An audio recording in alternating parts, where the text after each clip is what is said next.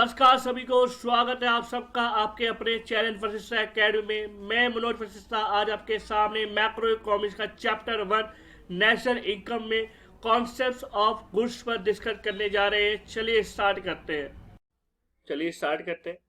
National income lecture आपका 3 है और आज का जो टॉपिक है कॉन्सेप्ट ऑफ गुड्स है। ठीक है, तो गुड्स कितने प्रकार के होते हैं? Final goods, intermediated goods, consumption goods and capital goods. ठीक है, तो आइए एक एक करके गुड्स पर डिस्कस करते हैं। ठीक है, सबसे पहले डिस्कस करते हैं फाइनल गुड्स क्या होता है। ठीक है, आइए स्टार्ट करते हैं।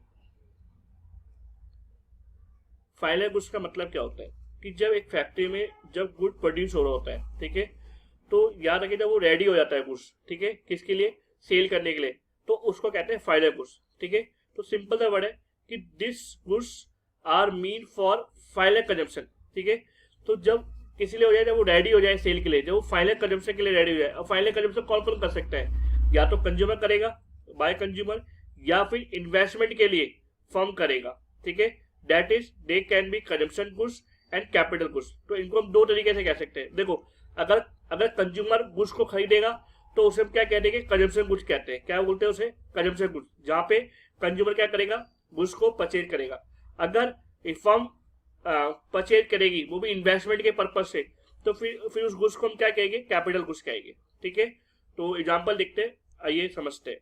देखिए, एक कंज्यूमर जब परचेज करता है या कोई भी गुड्स परचेज कर रहा है तो किस लिए कर रहा है? कंजम्पशन के लिए कर रहा है। ठीक है, एग्जांपल सर, जैसे कि आप कुछ भी ले लो, जैसे कि आपने एसी खरीद लिया, या मान के चलो आपने जो है फर्नीचर खरीद लिया, तो ये आपने जो परचेज करा है ये किस लिए करा है?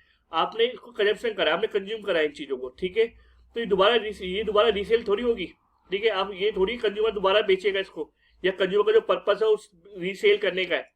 कंज्यूमर का पर्पस क्या है? यूज करने का, कंज्यूम करने का। ठीक है, तो इसको हम क्या कहते हैं? कंजम्पशन गुड्स भी कहते हैं, और साथ में क्या कहते हैं? फाइनल गुड्स भी कहा जाएगा। ठीक है, दूसरी बात कि जब फर्म इसको परचेज करता है, तो फर्म क्यों परचेज करता है सर इसको?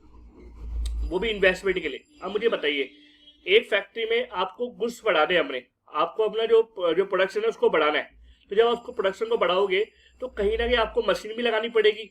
ठीक है, तो आप मशीन लगाओगे तो कहीं ना कहीं आपको मशीन क्या करनी पड़ेगी? परचेज करनी पड़ेगी। ठीक है, तो जब आप मशीन परचेज करोगे तो एक तरह का कहीं ना कहीं वो भी तो क्या है? मशीन जो आई है वो क्या है आपके लिए? फाइनल गुड्स ही तो है। आपने परचेज किया, लेकिन आपने परचेज किया, उसका पर्पज क्या है? उसका पर्पज है इन्वेस्टमेंट। उसका पर्पज है कि जो मशीन आई है इसमें हम क्या बनाएंगे? गुड्स बनाएंगे, और जो कि हम मार्केट में सेल कर सके। ठीक है, तो दोनों में अंतर है। जब कंज्यूमर परचेज करेगा तो उसका पर्पस क्या होगा? कंज्यूम करने का। और जब फर्म इसको परचेज करेगी तो उसका पर्पस क्या होगा? इन्वेस्टमेंट करने का। ठीक है, तो मुझे उम्मीद है आपको फाइनल गुड्स समझ में आया होगा। चलिए आगे चलते हैं। आइए देखते हैं इंटरमीडिएट गुड्स के बारे में कि इंटरमीडिएट गुड्स होते क्या है। सिंपल तरीका है, वो गुड्स जो कि एक तरह के रॉ मटेरियल की तरह यूज करे जाते हैं। ठीक है, रॉ मटेरियल का मतलब कच्चा माल, किस लिए? For the production of other goods के लिए, कि हम प्रोडक्शन कर पाए दूसरे गुड्स की। ठीक है, या फिर फॉर रीसेल के लिए। ठीक है, in the same year. Sir example बताइए, जैसे कि फैक्ट्री में क्या होता है? आपने रॉ मटेरियल लेके आए, जब रॉ मटेरियल आया तो उसका पर्पज क्या है? कि आप एक न्यू गुड्स बना सके। ठीक है, सर एग्जांपल बताइए, जैसे कि एक कारपेंटर जब क्या करता है? वो फूड लेके आता है, ठीक है, लकड़ी लेके आता है, और उस लकड़ी को क्या करता है? उसको फर्नीचर में कन्वर्ट कर देता है। ठीक है, तो कहीं ना कहीं जो उसने क्या करा है? रॉ मटेरियल को किस में कन्वर्ट कर दिया? फर्नीचर में कन्वर्ट कर दिया। तो उनको हम क्या कहते हैं? जो फर्नीचर में कन्वर्ट हुआ है उसको हम क्या कहेंगे? इंटरमीडिएटेड गुड्स कहेंगे। क्या कहेंगे? Intermediated goods. ठीक है, और दूसरा जो एग्जाम्पल है फॉर रीसेल। रीसेल का मतलब हो गया जैसे कि जो मैन्युफैक्चरिंग है वहां से होलसेलर ने खरीदा और होलसेलर से रिटेलर ने खरीदा, तो कहीं ना कहीं जो रिटेलर ने जब खरीदा, परचेज किया गुड्स, तो उसका जो पर्पस है वो दोबारा रीसेल करने का होगा। ठीक है, जो गुड्स उसने खरीदा है, तो गुड्स खरीदने का मतलब क्या होगा? कि वो मार्केट में बेच सके। ठीक है, तो रिटेलर का जो पर्पस होता है वो किसके लिए होता है? रीसेल करने के लिए होता है दोबारा से। ठीक है, मुझे उम्मीद है आपको ये बातें समझ में आई होगी।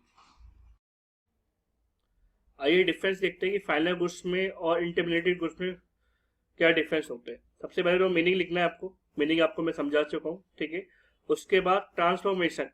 ट्रांसफॉर्मेशन का मतलब होता है कि जब आप गुड्स परचेज करते हो, जब कंज्यूमर गुड्स परचेज करता है तो उसका पर्पज क्या होता है? कंज्यूम करने का होता है। ठीक है, तो वो आगे उसे बेचना नहीं चाहता, उसका जो पर्पज है वो रीसेल का नहीं होता है। ठीक है, तो यहाँ पर जो है no further transformation take place, ठीक है, यहाँ पर जो है ट्रांसफॉर्मेशन नहीं होती है। अगर मैं बात करूँ इंटरमीडिएट की गुड्स की, तो यहाँ पर फर्दर ट्रांसफॉर्मेशन में भी टेक प्लेस, तो यहाँ पर जो है आपकी फर्दर ट्रांसफॉर्मेशन होती है। जैसे कि अब रिटेलर ने जो क्या करा, उसका पर्पज क्या है, गुड्स को परचेज किया, किस लिए किया, रीसेल के लिए किया, रीसेल के लिए किया, तो उसका मतलब है कि आगे कौन यूज करेगा इसको, कंज्यूमर यूज करेगा, ठीक है। तो जो गुड्स को क्या करा उसने ट्रांसफॉर्मेशन कर दिया, किसके लिए, किसको, कंज्यूमर को, ठीक है। तो मुझे उम्मीद है ये वाला पॉइंट आपको समझ में आया होगा। चलिए अगले पॉइंट पे, नेशनल इनकम। अब इस चैप्टर का नाम ही आपका नेशनल इनकम है, ठीक है। तो इसके बारे में हम आगे बहुत ज्यादा डिस्कस करने वाले, लेकिन आपको इतना याद रखना है कि जो आपके फाइनल गुड्स है उसमें नेशनल इनकम इंक्लूड होती है, नेशनल इनकम के अंदर इंक्लूड किया जाता है, लेकिन जो आपका इंटरमीडिएट गुड्स है वो नेशनल इनकम के अंदर इंक्लूड नहीं किया जाता है, ठीक है। तो ये बहुत इंपॉर्टेंट पॉइंट है कि फाइनल गुड्स जो है वो इंक्लूड किया जाता है नेशनल इनकम के अंदर, और इंटरमीडिएट गुड्स जो है वो नेशनल इनकम के अंदर इंक्लूड नहीं किया जाता है, ठीक है। चलिए अगले स्लाइड पर चलते हैं। ये चलते हैं अगले गुड्स पर, कंजम्पशन गुड्स। कंजम्पशन गुड्स का मतलब होता है goods which are consumed by ultimately consumer for satisfaction of his wants. अपने वांट्स के लिए, अपने आप को सेटिस्फैक्शन के लिए कंज्यूमर ने क्या करा, कंज्यूम करिया गुड्स, तो उस गुड्स को हम क्या कहेंगे, कंजम्पशन गुड्स कहेंगे, ठीक है। आइए, एक कंज्यूमर जब कंज्यूम करता है गुड्स को किसके लिए, सेटिस्फैक्शन के लिए, उसे हम क्या कहेंगे, कंजम्पशन गुड्स कहेंगे, ठीक है। एग्जांपल देखिए, जैसे कि एसी परचेज किया तुषार ने, ठीक है। तो तुषार का वांट्स था कि वो एसी परचेज करना चाहता है, इसलिए उसने क्या करा, अपने आप को सर्टिफाई करने के लिए एसी को परचेज किया, ठीक है। और दूसरा एग्जांपल देखिए, आइसक्रीम परचेज बाय पीयूष। तो आइसक्रीम परचेज करी पीयूष ने, तो पीयूष का कहीं ना कहीं वांट्स था कि वो आइसक्रीम कंज्यूम करना चाहता है, इसलिए क्या करा उसने, पीयूष ने उसमें परचेज किया, ठीक है, अपने आप को सर्टिफाई करने के लिए, ठीक है। तो अगर मैं बात करूं ड्यूरेबल गुड्स की और नॉन ड्यूरेबल गुड्स की, तो ड्यूरेबल गुड्स का मतलब होता है जो लंबे समय तक यूज हो सकते हैं, जैसे कि एसी। तो जब तुषार ने एसी खरीदा तो वो लंबे समय तक यूज कर सकता है, ठीक है। और अगर बात करूं नॉन ड्यूरेबल का मतलब होता है कि अगर जैसे कि पीयूष ने आइसक्रीम को परचेज किया, तो आपको बताइए मुश्किल से आइसक्रीम 2 या 3 मिनट तक ही क्या हो सकती है, 2 या 3 मिनट में फिनिश हो जाती है, ठीक है। तो जल्दी ही फिनिश हो जाती है, तो उसे हम क्या कहेंगे, नॉन ड्यूरेबल गुड्स, ठीक है। तो ये मुझे उम्मीद है कि आपको ये बातें समझ में आई होगी, ठीक है। चलिए आगे चलते हैं। आइए अगले गुड्स की बात करते हैं, कैपिटल गुड्स।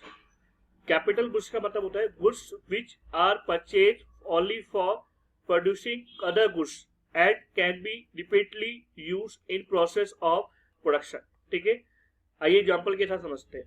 एक फैक्ट्री है, आपने मशीन परचेज किया, तो जब आप मशीन परचेज किया तो आपका पर्पस क्या होगा मशीन परचेज करने का, कि भाई मैं इस मशीन के द्वारा ज्यादा से ज्यादा क्या कर सकूं, प्रोडक्शन कर सकूं, ठीक है।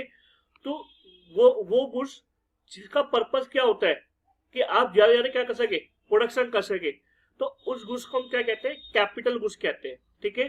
तो जब फैक्ट्री ये परचेज करके लाई होगी मशीन, तो उसका पर्पस जो होगा वो क्या होगा कि वो ज्यादा से ज्यादा for the producing other goods, कि वो उस मशीन के द्वारा अदर गुड्स जो है प्रोड्यूस कर सके ज्यादा से ज्यादा, ठीक है। अब एग्जांपल दे सकते हैं, जैसे मशीनरी होती है, इक्विपमेंट्स होते हैं, ठीक है। तो ये सारे परचेज करते हैं कौन, प्रोड्यूसर, ठीक है, जो कि किस लिए, कि वो प्रोड्यूस कर सके अदर गुड्स के लिए, और मतलब कि इन्वेस्टमेंट कर सके एक तरह का, ठीक है। समझ में आया। चले आगे चलते हैं। अगर आगे बात करूंगा कि प्रोड्यूसर गुड्स किसको कहते हैं, ये बहुत इंपॉर्टेंट पॉइंट है। वो गुड्स जो एक तरह के रॉ मटेरियल होते हैं, मतलब कि जो कच्चा माल होता है, वो भी उसको हम क्या बोलते हैं, प्रोड्यूसर गुड्स बोलते हैं, ठीक है। अगर देखें फिक्स्ड एसिड, जैसे कि आपका कैपिटल गुड्स, ठीक है, जो अभी आपने पढ़ा है, तो उसको भी क्या कहते हैं, प्रोड्यूसर गुड्स कहते हैं, ठीक है। तो ऑल कैपिटल गुड्स जो होते हैं वो प्रोड्यूसर गुड्स हो सकते हैं, कि जो भी सारे कैपिटल गुड्स है वो सारे के सारे प्रोड्यूसर गुड्स बोल सकते हैं, लेकिन जो सारे के सारे प्रोड्यूसर गुड्स है उसे हम कैपिटल गुड्स नहीं बोल सकते, ठीक है।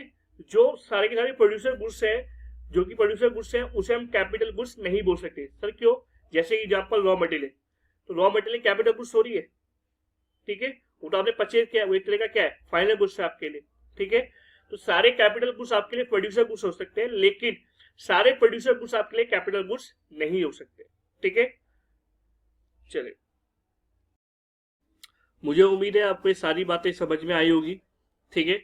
और एक इंपॉर्टेंट बात कि इंस्टाग्राम पे फॉलो करिए, और लिंक इन डिस्क्रिप्शन में दिया हुआ है, ठीक है।